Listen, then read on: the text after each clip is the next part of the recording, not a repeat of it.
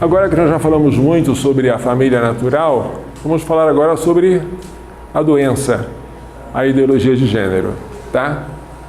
Os princípios da ideologia de gênero. Não existe um homem natural nem uma mulher natural. Todo ser humano nasce sexualmente neutro. A sociedade é que constrói os papéis masculinos ou femininos. Gêneros são papéis socialmente construídos. A palavra papel indica bem que nós estamos no palco de um teatro e cada um exerce o papel que quer.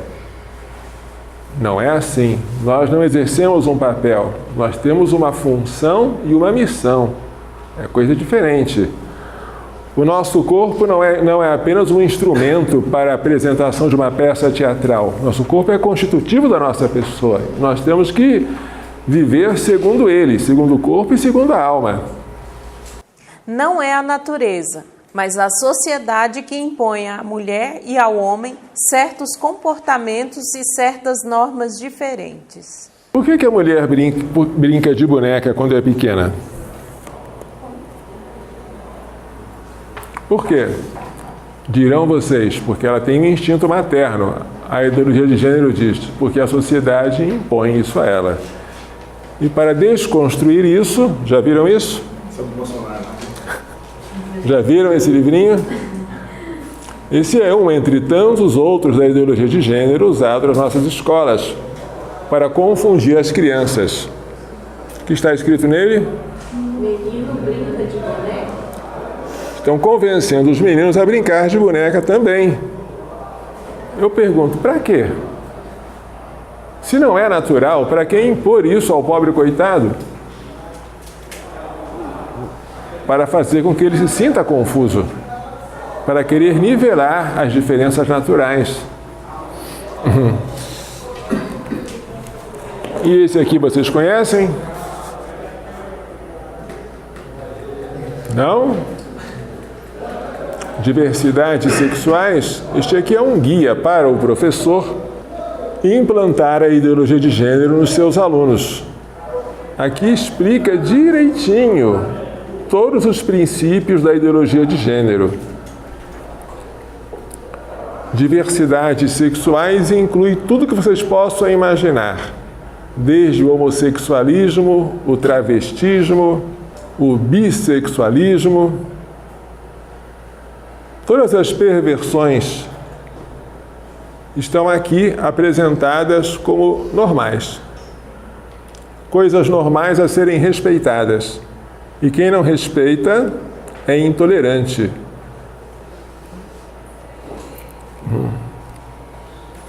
É interessante ver como esse livro tem atividades dinâmicas, brincadeiras, para inculcar essa ideologia nas crianças. Uma criança que se submete a isso, ela fica totalmente confusa. Ela fica com dúvidas do tipo, será que eu sou homossexual? Porque ela aprende aqui que o homossexual é algo com que o homossexualismo, que eles não chamam assim, chamam homossexualidade ou homoafetividade, é algo com o qual você já nasce. Então você tem que descobrir se é ou se não é essa coisa. Aí a criança fica confusa. Eu sou ou não sou? Vou descobrir. Veja quanto dano isso causa em cabecinhas que estão ainda se formando. Quanto distúrbio de comportamento isso cria. Porque eles não respeitam as idades menores. Isso aqui é um dano tão grave que eu compararia à pedofilia. Assim como o pedófilo não respeita a idade tenra da criança para satisfazer a sua lascívia com ela, os ideólogos de gênero não respeitam nem a inocência de uma criança que mal está saindo digamos, do útero materno, para poder ensinar essas coisas aqui, que não tem nada a ver com a natureza. Destruir a criança, destruir a inocência da criança, corrompê-la, é algo que a mim choca mais do que o aborto. A criança abortada não comete pecado, nem vai para o inferno. Mas uma criança corrompida, meu Deus. Tais ideias, que são meras construções sociais, servem para justificar o domínio da mulher pelo homem. É preciso desconstruir tais ideias, conscientizando a mulher de que ela está sendo enganada e explorada. Uma vez liberta de tais construções sociais, a mulher vê-se livre para construir a si mesma. Pode livremente optar por ser lésbica, por não ser mãe ou por matar o filho concebido, interromper a gravidez. Eu estou falando uma linguagem muito dura. Matar o filho concebido é politicamente incorreto. Usa-se interromper a gravidez. Não se usa também destruir, mas desconstruir é o vocabulário de gênero. Conhecem esses jovens aqui? Friedrich Engels e Karl Marx, amigos inseparáveis. Esse livro, A Origem da Família, da Propriedade Privada e do Estado, é um livro célebre que não pode faltar em nenhuma biblioteca de um ideólogo de gênero, porque aqui está o nascedouro, a origem de tudo aquilo que eles defendem. Ouçamos o que Engels, nesse livro, que foi publicado em 1884, portanto depois da morte de Marx, o que Engels diz sobre esse assunto, a família, a propriedade privada e o Estado. Em um velho manuscrito não publicado, escrito por Marx e por mim em 1846, encontro as palavras: a primeira divisão de trabalho é aquela entre homem e mulher para a propagação dos filhos. E hoje posso acrescentar: a primeira oposição de classe que aparece na história coincide com o desenvolvimento do antagonismo entre homem e mulher unidos em matrimônio monogâmico. E a primeira opressão de classe coincide com a do sexo feminino pelo sexo masculino. Nós aprendemos que o comunismo diz que a primeira divisão de trabalho é aquela que houve entre senhores e escravos, depois entre burgueses e proletários. Mas aqui neste escrito vai-se além. A primeira divisão de trabalho ocorre no seio da família. Homem e mulher têm trabalhos diferentes, e onde há diferença, há injustiça. Marx não admite diferenças justas. Se há injustiça, há então uma luta.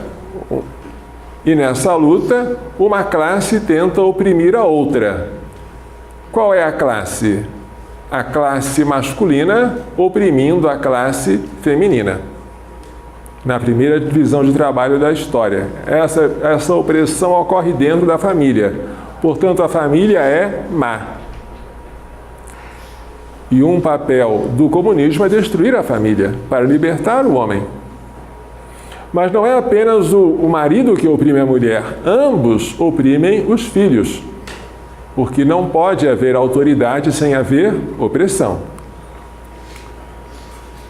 No Manifesto Comunista de 1848, quando os dois ainda eram vivos, veja o que está dito sobre o pátrio poder. Censurai-nos por querer abolir a exploração das crianças por seus próprios pais?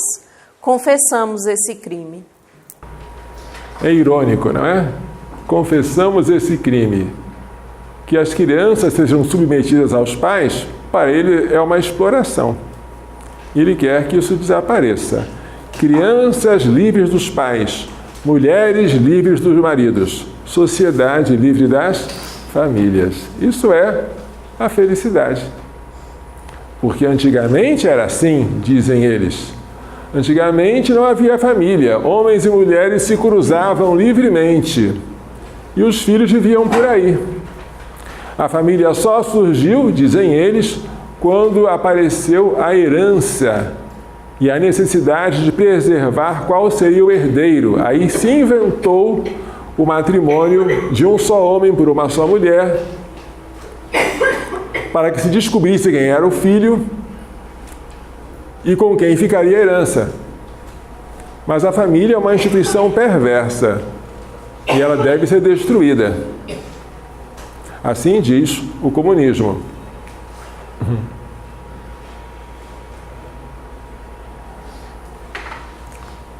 Segundo a doutrina marxista, deve haver uma revolução.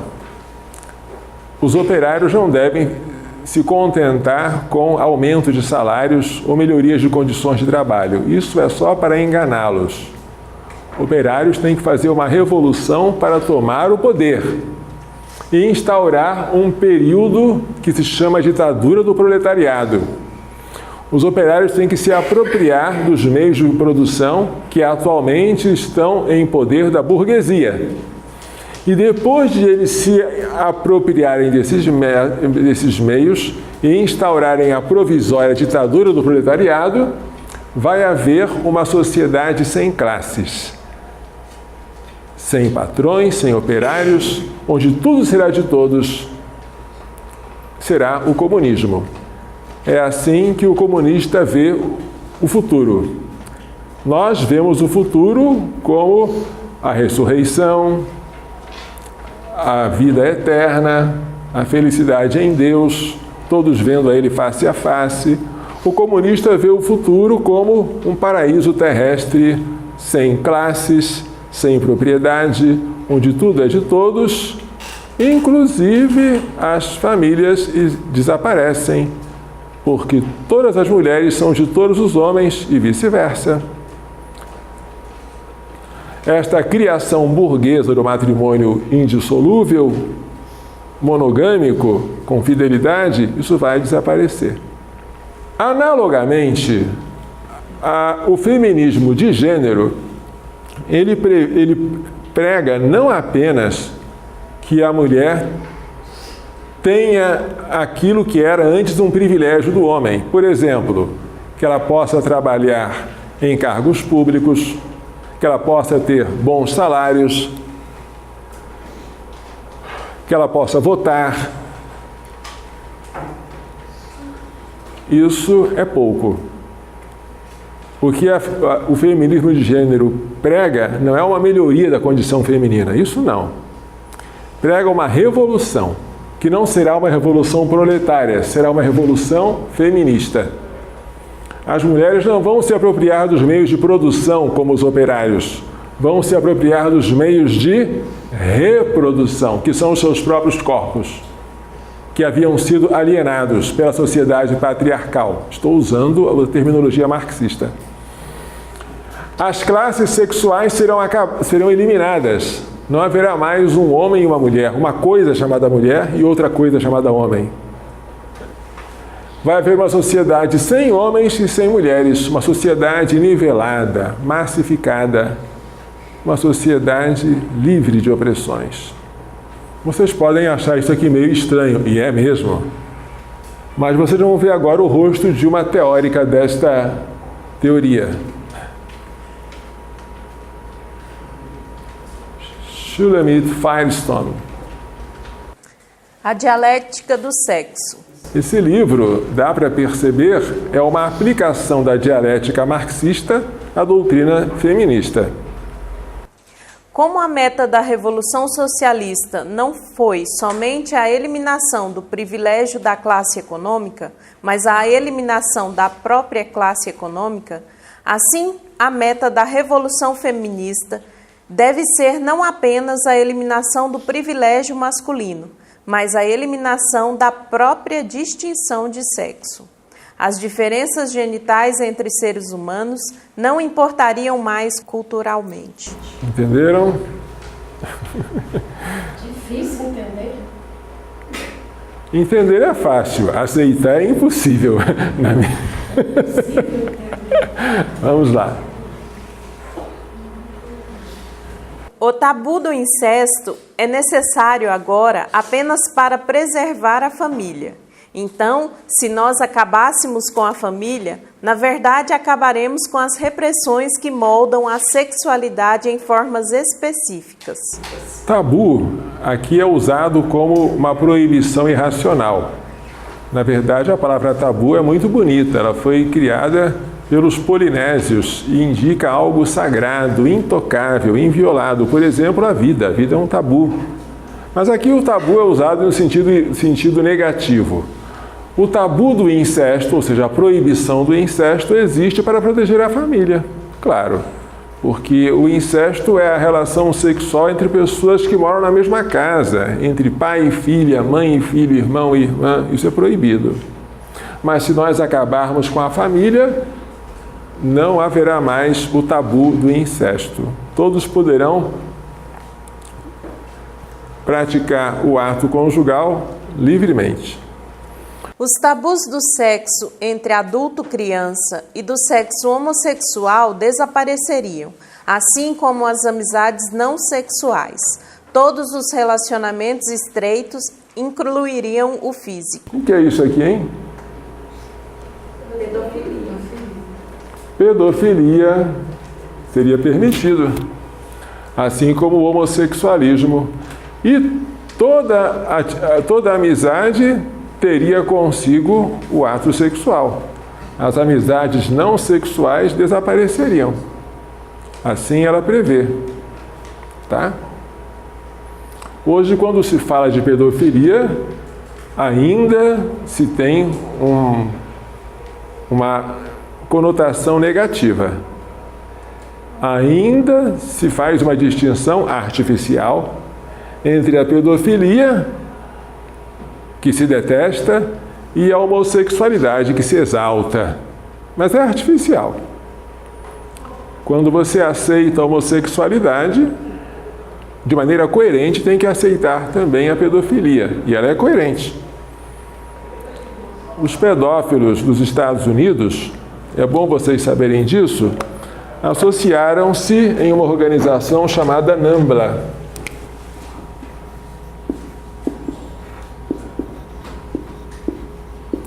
NAMBLA quer dizer North American Man and Boy Love Association, Associação Norte-Americana de Amor Homem-Menino. A NAMBLA, que tem página na internet, nambla.org, diz que a pederastia, ou o homossexualismo masculino com crianças, é a forma mais antiga de homossexualidade. E eles argumentam, se nós podemos praticar tais atos entre homens e homens, por que não entre homens e meninos? Isso seria um preconceito que eles chamam de ageism. Ageism você traduziria como idadismo. É o preconceito de idade. Ou então etarismo. Você permitir para alguns o que é proibido em outras idades. Porque você pode praticar tais atos entre dois adultos do mesmo sexo e não entre um adulto e um menino. É o que eles advogam. É bom saber que a NAMBLA, por muito tempo, esteve dentro da ILGA. ILGA é International Lesbian and Gay Association, Associação Internacional de Lésbicas e Gays. Depois, por motivos políticos e estratégicos, a NAMBLA se retirou da ILGA. E a ILGA passou a dizer que combate a pedofilia. Mas isso é ridículo. É ridículo. Quem defende uma coisa tem que defender a outra também. E qualquer separação é artificial. Esta moça aqui, ela é coerente. Você pode não concordar com ela, como eu não concordo, mas ela é coerente. Ela vai até as últimas consequências da sua ideologia. Shulamit Firestone. Note-se que o livro dela, de 1970, é anterior ao livro de Judith Butler, de 1990, que é Gender Trouble, o problema de gênero. É anterior, mas esse livro é muito mais explícito, muito mais cru, e ele contém tudo aquilo, e contém em germe aquilo que a sua sucessora, né, Judith Butler, iria expor na sua obra de 1990.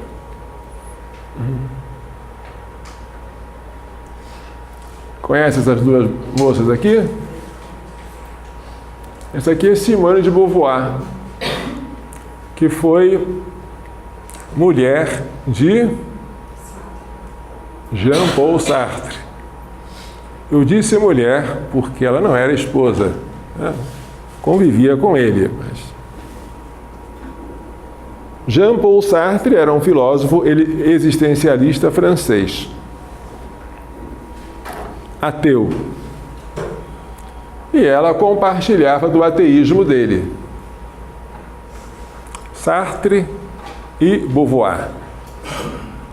Veja uma carta de Simone de Beauvoir à sua amiga norte-americana Betsy Friedan, feminista também. Não, devagarzinho. É tão bonita essa carta que vamos fazer uma pausa para lê-la. Pensamos que nenhuma mulher deveria ter esta opção. Não se deveria autorizar a nenhuma mulher ficar em casa para cuidar de seus filhos. A sociedade deve ser totalmente diferente. As mulheres não devem ter esta opção, porque se essa opção existe, demasiadas mulheres decidirão por ela. Por quê, hein? Pergunta que eu faço. Por que demasiadas mulheres decidirão por esta opção, se ela existir? A opção de ficar em casa com os filhos. Resposta nossa, porque isso é natural. Resposta dela, porque nós não queremos que isso aconteça. Veja como existe esse caráter totalitário. Você impõe uma ideia, mesmo sabendo que ela é antinatural, e exige que as pessoas cumpram. E as ovelhas balindo, aceitam o comando. Bem, eu queria que vocês vissem o que no documento de Pequim se fala sobre o assunto, porque foi em Pequim que a ideologia de gênero avançou em nível internacional, em 1995. A Conferência de Pequim. Na 4ª Conferência Mundial das Nações Unidas sobre a Mulher, realizada em setembro de 1995 em Pequim, houve uma enorme discussão com a tentativa de introduzir o termo gênero e a perspectiva de gênero no documento. Na ocasião, a ex-deputada dos Estados Unidos, Bella Abzug, disse: "O sentido do termo gênero evoluiu, diferenciando-se da palavra sexo, para expressar a realidade de que a situação e os papéis da mulher e do homem são construções sociais sujeitas à mudança." Gênero, construções sociais. Diante da preocupação dos delegados de diversos países em incluir o termo gênero no documento, Bella Abzug disse: "O conceito de gênero está encravado no discurso social, político e legal contemporâneo. Foi integrado à planificação conceitual, à linguagem dos documentos e programas dos sistemas das Nações Unidas. Os intentos atuais de vários estados de apagar o termo gênero da plataforma de ação e substituí-lo por sexo é uma tentativa insultante e degradante de revogar as conquistas das mulheres, de nos intimidar e de bloquear o progresso futuro." Como se vê, trocar sexo por gênero, para ela é inaceitável. Portanto, a palavra gênero não é nada inofensiva. Se ela gosta tanto é porque tem razão de gostar. Portanto, não usemos isso. Usar a linguagem do inimigo já é ceder a ele, já é uma primeira derrota. Percebe-se a paixão com que a oradora defendia a ideologia de gênero na conferência, mas ela não estava sozinha. A feminista canadense Rebecca Cook, docente de Direito na Universidade de Toronto e redatora da Contribuição Oficial da ONU em Pequim, dizia que os gêneros masculino e feminino eram uma construção da realidade social, que deveria ser abolida. Quanto aos sexos, dizia ela que eles já não são 2, mas 5. Mulheres heterossexuais, mulheres homossexuais, homens heterossexuais, homens homossexuais e bissexuais. Obviamente, a afirmação de que existem 5 sexos não tem fundamento algum na biologia da espécie humana. Fundamenta-se numa ideologia que defende o homossexualismo em pé de igualdade com a união entre um homem e uma mulher. Mas, veja, a conferência de 1995 foi a ocasião em que explodiu essa ideologia que havia sido iniciada em 1990 com Judith Butler. Agora, gente, o que a gente vai tentar fazer aqui é o antídoto. Falamos da saúde, falamos da doença e agora vamos tentar falar do remédio. Como curar essa doença que é a ideologia de gênero. Vocábulos como gênero, homofobia, orientação sexual não devem ser usados a não ser entre aspas, quando for necessário fazer uma citação. Se você usa à toa e sem usar aspas, você está se rendendo ao inimigo. As palavras não são inocentes, elas são armas. E quem as inventou sabe para que servem, e você não sabe.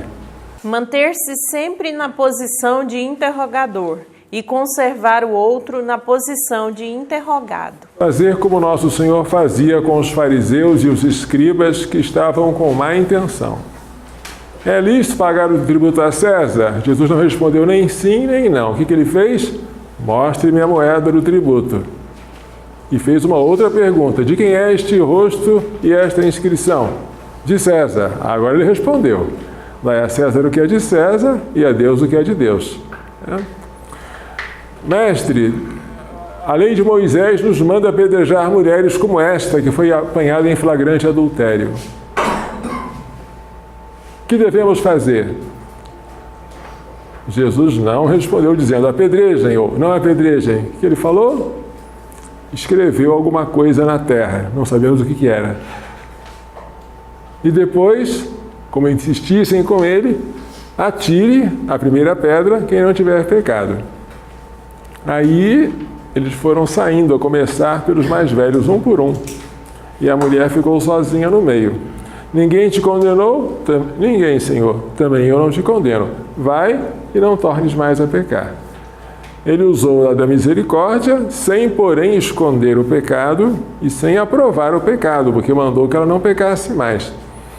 Isso a gente tem que fazer quando tiver que dialogar com pessoas de má fé. Manter o interlocutor na posição de interrogado e manter-se na posição de interrogador.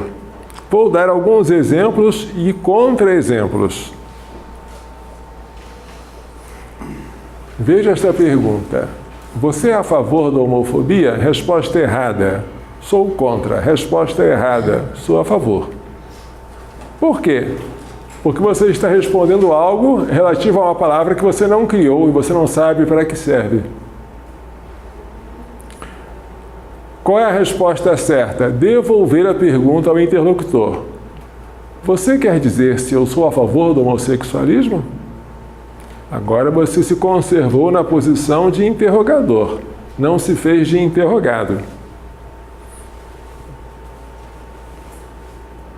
Você é homossexual ou heterossexual? Resposta errada, que muita gente dá nessa hora. Eu sou heterossexual. Errado. Os heterossexuais não existem. Existem homens e mulheres. A resposta certa seria eu sou homem ou eu sou mulher. E pronto.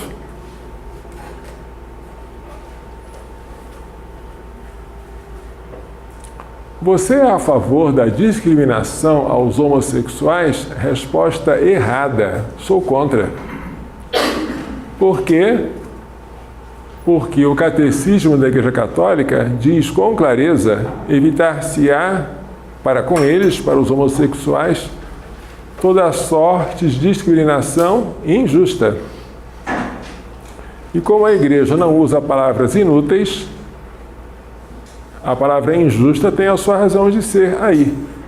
A Igreja não condena o aborto injusto, nem a eutanásia injusta, nem o adultério injusto. Ela condena o aborto, a eutanásia e o adultério. Quando ela diz que devemos evitar para com os homossexuais qualquer tipo de discriminação injusta, dá a entender que há algum tipo de discriminação que é justa. E de fato há. Então, você é a favor da discriminação aos homossexuais? Resposta errada, sou contra. Resposta certa, devolver a pergunta ao interlocutor. A que discriminação você se refere? A justa ou a injusta? Obviamente, o interlocutor também vai querer se fazer de interrogador. Então, para você, existem discriminações justas para com os homossexuais? Resposta errada a esta segunda interrogação. Claro que existem. Não façam isso. Conservem-se como interrogadores. Não entreguem ouro ao bandido. Devolvam a pergunta para ele. Você acha justo que uma dona de casa seja obrigada a conservar uma babá cuidando de seus filhos, mesmo depois de saber que ela é lésbica? Agora espera que ele responda. Se ele responder, eu acho justo, então não temos condições de dialogar. E se ele dissesse, é injusto, então, é isso que eu estou dizendo. Existem discriminações que são discriminações justas. Por exemplo, você não admitir uma lésbica para cuidar das suas crianças. É uma discriminação justa, porque para exercer o ofício de babá é preciso ter uma idoneidade moral. E o lesbianismo é um vício, não é uma opção legítima como qualquer outra. É um vício, é um pecado, é uma desordem moral. E a pessoa que livremente pratica esse vício, ninguém a obrigou, não pode querer ter o direito que outra pessoa que não tem o vício tem de cuidar dos seus filhos. Por exemplo, se chega um rapaz querendo ser padre e manifesta a sua vontade diante do reitor do seminário. Só que esse rapaz é homossexual. O que o reitor do seminário deve dizer para ele? Você não pode ser padre. Mas por que não? Você está me discriminando. Estou fazendo uma discriminação justa. Ninguém obriga você a praticar o que você pratica. Mas se pratica, você tem que arcar com o ônus da sua liberdade mal usada. Você está vivendo em pecado contra a castidade e contra a natureza. Então você não pode abraçar o sacerdócio. Na verdade, nem sequer enquanto você não se arrepende disso, você pode comungar. Quanto mais ser padre e consagrar o corpo e o sangue de Cristo. Não tem lógica. Se na fila da comunhão aparece um homem travestido de mulher querendo receber o corpo de Cristo, o padre tem que ter a coragem de negar. Mas isso é uma discriminação justa. Porque ninguém pode comungar o corpo de Cristo indignamente. E se esta indignidade aparece até na maneira de vestir, então chegou ao extremo. Quando o pecado grave é manifesto, o padre tem que negar a comunhão. O que são as prisões? As prisões são lugares onde são discriminados aqueles que fizeram coisas dignas de discriminação. Todos nós podemos nos locomover livremente, mas se cometemos um crime e somos condenados à prisão, ocorreu uma discriminação justa. Por isso, esse diálogo ilustra como é que nós temos que agir com aqueles que querem nos encostar contra a parede.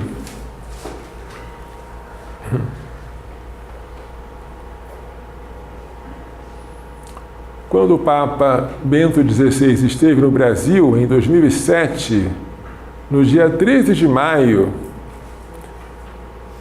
ele fez um discurso. Veja uma frasezinha deste discurso. As mães que desejam dedicar-se plenamente à educação dos seus filhos e ao serviço da família devem gozar das condições necessárias para o poder fazer. E por isso têm direito de contar com o apoio do Estado. De fato, o papel da mãe é fundamental para o futuro da sociedade. O Estado deve dar condições para que as mulheres possam trabalhar em casa sem precisar necessariamente sair para ajudar economicamente com a renda familiar. Isso é a função do Estado. É o que o Papa está dizendo aqui. Papa Bento XVI. Papa João Paulo II falava a mesma coisa. O antídoto para a ideologia de gênero é a valorização da família natural. Não se deve falar família tradicional, porque ao dizer família tradicional, parece que é uma família que existe por tradição, talvez por costume, mas que poderia ser mudada. Família natural é a família que respeita a natureza, a diversidade e a complementaridade dos sexos abertos à procriação. É diferente. Então, valorizar a família natural. Homens e mulheres não tenham vergonha de serem diferentes, de assumir isso. Eu tenho uma função diferente da dela e ela diferente da minha. Nós somos diferentes, complementares. Que eles formem uma unidade, mas não a uniformidade, nem a massificação.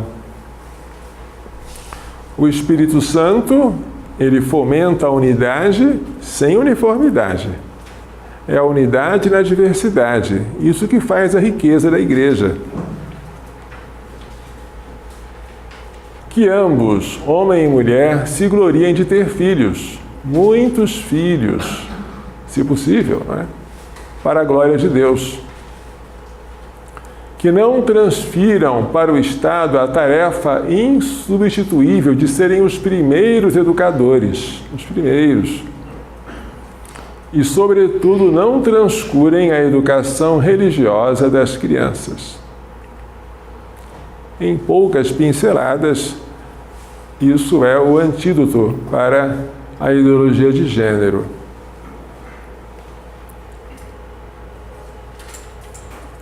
Coração Imaculado de Maria, livrai-nos da maldição do aborto. Vamos agora, eu queria que alguém, não sei se tem alguma adolescente aqui. São 6 da manhã. O despertador não para de tocar e não tenho forças nem para jogá-lo contra a parede. Estou exausta, não queria ter de ir trabalhar hoje. Quero ficar em casa cozinhando, escutando música, cantando, etc. Se tivesse um cachorro, passearia com ele pelos arredores. Tudo, menos sair da cama, engatar a primeira e pôr o cérebro para funcionar. Gostaria de saber quem foi a bruxa feminista que teve a infeliz ideia de reivindicar os direitos da mulher e por que fez isso com a gente que nasceu depois dela. Estava tudo tão bem no tempo das nossas avós. Elas passavam o dia todo bordando, trocando receitas com suas amigas, passando entre elas segredos de temperos, truques e remédios caseiros, lendo bons livros das bibliotecas de seus maridos, decorando a casa, podando árvores, plantando flores, colhendo legumes das hortas e educando seus filhos. A vida era um grande curso de artesanato, medicina alternativa e cozinha. Até que veio uma fulaninha qualquer que não gostava do serviço doméstico e contamina várias outras revoltadas com ideias esquisitas sobre vamos conquistar nosso espaço. Que espaço que nada! Já tínhamos a casa inteirinha, o bairro todo, um mundo a nossos pés. Tínhamos o domínio completo sobre os homens. Eles dependiam da gente para comer, vestir e até se exibirem para seus amigos. Que raios de direito quiseram dar para a gente? Agora eles estão confusos, não sabem que papel desempenham na sociedade.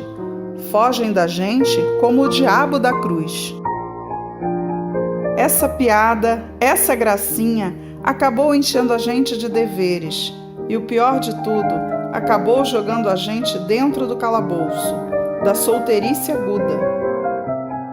Antigamente, os casamentos duravam para sempre. Por que, me digam, por que um sexo que tinha tudo de bom, que só precisava ser frágil e se deixar guiar pela vida, começou a competir com os machos? Olhem o tamanho dos bíceps deles e olhem o tamanho dos nossos. Já estava escrito, isso não ia terminar bem. Não aguento mais ser obrigada a esse ritual diário de estar magra como uma vassoura, mas com os seios e o traseiro duros, tendo que me matar na academia, além de morrer de fome. Passar hidratantes, antirrugas e outras armas para não ser vencida pela velhice. Me maquiar perfeitamente pela manhã, da testa ao decote. Ter o cabelo impecável e não bobear com a tintura, pois cabelo branco é pior que a lepra. Escolher a roupa e os sapatos e os acessórios. Não seja coisa de que não esteja apresentável com aquela reunião de trabalho. Nada me aborrece mais do que ter que decidir que perfume combina com meu humor, nem ter que sair correndo para ficar engarrafada no trânsito e ter que resolver a metade das coisas pelo celular, correr o risco de ser assaltada, de morrer atacada, ficar plantada o dia todo na frente da mesa do escritório trabalhando como uma escrava, moderna, é claro, com um telefone na orelha e resolvendo problemas um atrás do outro, para sair com os olhos vermelhos. Pelo monitor, é claro, para chorar de amor não sobra tempo. Estamos pagando o preço de estar sempre em forma, sem estrias, depiladas, sorridentes, perfumadas, unhas perfeitas, sem falar do currículo impecável, cheio de mestrados, doutorados e especializações. A gente se tornou super mulheres, mas continua ganhando menos que eles. Não era melhor, muito melhor, continuar tricotando na cadeira de balanço? Basta! Quero que alguém me abra a porta para eu passar, que afaste a cadeira quando for me sentar, que me mande flores, cartinhas com poesias, que me faça serenatas na janela. Se a gente já sabia que tinha um cérebro e que podia usar, para que a gente tinha que demonstrar isso para eles? Ai, meu Deus, são 6 da manhã e tenho que me levantar. Estou abdicando do meu posto de mulher moderna. Alguém mais quer se juntar? Me perdoa, mas tinha que dizer. Abraços, Flor. O original era em espanhol. Alguém traduziu para o português. Isso que eu vou mostrar para vocês agora é uma entrevista, uma parte da entrevista de Alex Jones com Aaron Russo. Aaron Russo é um cineasta e ele já morreu. Mas nessa entrevista ele fala do diálogo que ele teve com Nixon Rockefeller. E nesse diálogo, aquilo que mais nos interessa é a questão do feminismo.